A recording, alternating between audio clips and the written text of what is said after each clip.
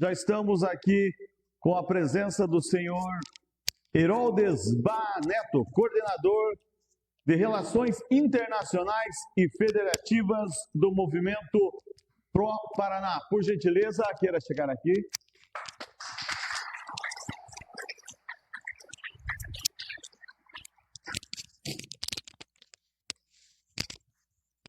Alô. Boa noite a todos. Antes de mais nada, minhas escusas pelo atraso. Infelizmente aconteceu um acidente na estrada, de modo que acabei eu atrasando. Em nome do Movimento Pro Paraná, em especial do nosso presidente Marco Dumakoski, eu gostaria de agradecer o gentil convite para estar participando dessa reunião, dessa conversa, e na pessoa dos organizadores, parabenizar primeiramente pela iniciativa. O Movimento Pro Paraná, como eu tive a oportunidade de estar escutando um pouquinho na estrada, na vinda, porque estava sendo transmitido ao vivo aqui a conversa, mas para reforçar algumas considerações que foram feitas, cumprimento destacar que a gente tem uma preocupação muito grande, decorrência da nossa história, que está indo aí para o 33ª década aí de existência do Movimento Pro Paraná, que, como de fato falaram, se iniciou com várias discussões e por intermédio de incentivo, primeiramente do Dr. Francisco Cunha Pereira, do Grupo Gazeta do Povo, RPC, que, em prol do Estado do Paraná, buscou uma série de direitos e haveres que entendia-se de parte do nosso Estado aqui, seja em questões relativas a Itaipu, seja em questões relativas à marca territorial e assim por diante. O Movimento Pro Paraná, de uma forma muito responsável, vem adotando uma postura, notadamente nesses últimos anos, de acompanhar muito de perto, primeiramente incentivando a questão do desenvolvimento no Estado, reputando como esse um dos elementos, inclusive, que se encontra dentre os ODS do Pacto Global da ONU, no sentido de que uma série de convenções foram estabelecidas e priorizados aspectos em prol da população global. Dentre eles, paz social, desenvolvimento e uma série de outros deles, né? Dentro dessa premissa, a gente vem acompanhando muito de perto a questão da ponte de Guaratuba, a questão da ampliação e da engorda da Praia de Matinhos, a questão aqui que temos de Pontal, especialmente da nossa faixa de infraestrutura, e a forma que o Movimento Pro Paraná adota para estar materializando as suas manifestações, o seu apoio ou a sua eventual desaprovação, ela está calcada primeiramente, estritamente, de um aspecto muito legal, no sentido do cumprimento rigoroso da lei, no sentido do que deve ser respeitado, atendido e assim por diante. E quando formos nos debruçar em cima do projeto da faixa de infraestrutura aqui de Pontal do Paraná, a gente pode observar primeiramente uma questão, um cuidado muito grande na concepção do projeto. A gente pode observar que foram tomadas uma série de cautelas que em muitos outros lugares do Brasil, em muitos outros projetos, nem de perto nem de longe chegaram com todos os cuidados que aqui ocorreram. A gente observa que aqui não se trata apenas de uma obra da faixa de infraestrutura, mas se trata de uma série de políticas públicas agregadas a ela, que se toma a cautela de atender, como, por exemplo, as próprias questões das enchentes, por intermédio do canal. Dentro dessas premissas, há uma outra questão igualmente importante que também tomamos um especial cuidado. A questão da transparência, e dentro dela, inerente a necessária reflexão e diálogo, como o que está acontecendo aqui e que a gente tanto parabeniza. Porque a gente observa que, muitas vezes, quando você acaba envolvendo questões relativas ao desenvolvimento e questões que podem ter um viés de natureza política, ela acaba sempre correndo o risco de serem deturpados muitos dos pontos que, digamos, de uma forma ou outra, acabam envolvidos no projeto. E dentro disso, a gente teve a oportunidade, inclusive, de participar de um projeto do Tribunal de Justiça do Estado do Paraná que se chama Destrava Logística. Esse projeto do Tribunal de Justiça do Paraná, ele atendeu uma recomendação do Conselho Nacional de Justiça vinculado ao STF, que estabeleceu um critério metodológico para discutir grandes obras, grandes projetos que poderiam representar ou um risco ou uma necessidade muito grande do nosso Estado.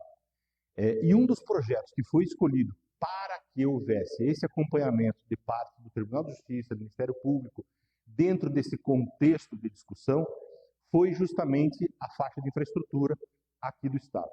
Dentro dessa premissa, estabeleceu-se, dentro dessa metodologia que eu mencionei, uma sucessão de reuniões em que todos participando delas, inclusive alguns dos presentes aqui estiveram nessas reuniões, inclusive acho que eu me esqueci só do seu nome, que era acho que como procurador da Associação Comercial, inclusive, que fez algumas considerações muito oportunas relacionadas a invasões que vem acontecendo em algumas regiões,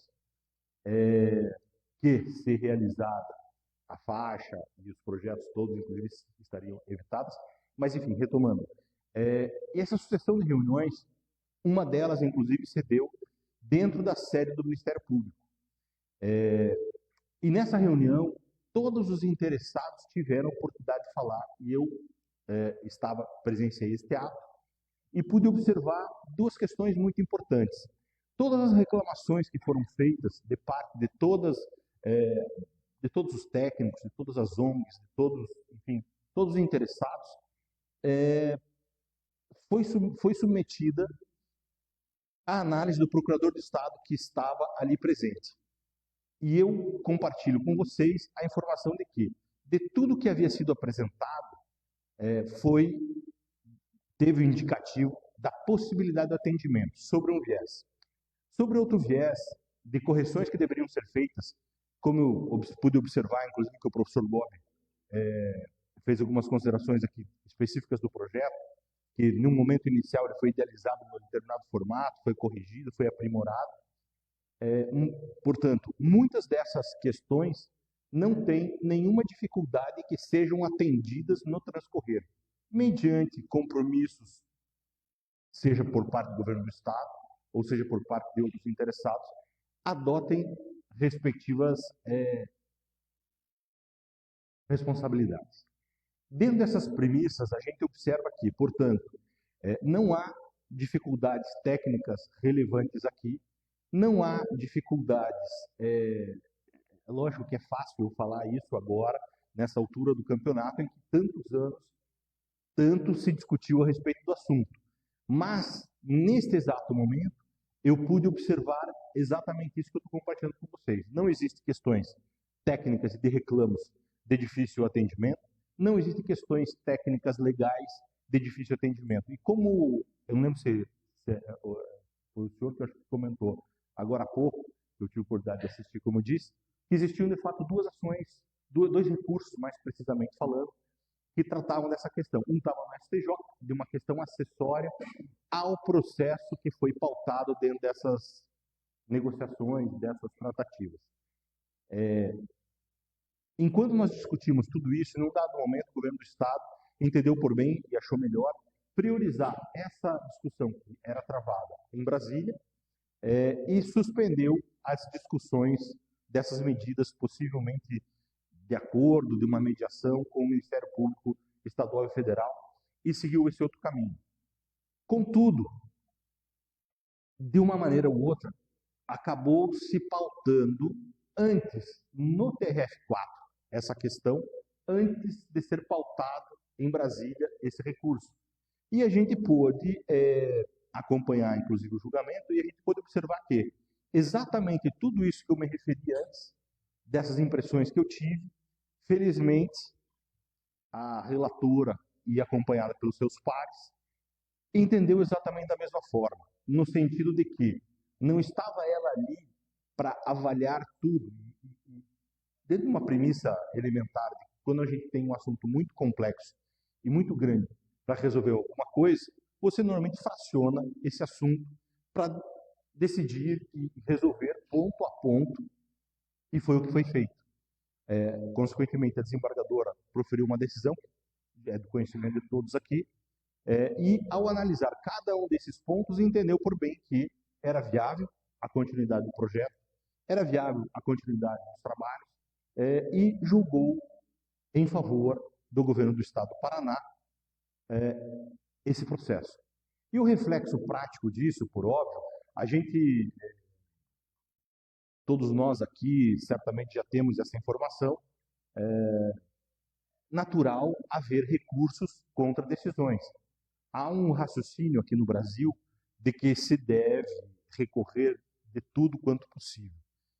Contudo, existem algumas barreiras dos recursos posteriores que possam haver posteriores a essa decisão. E essas barreiras, uma delas, por exemplo, é o que a gente chama no nosso meio jurídico de súmula 7, que é um entendimento consolidado relativo à impossibilidade dos tribunais superiores revisarem questões de prova.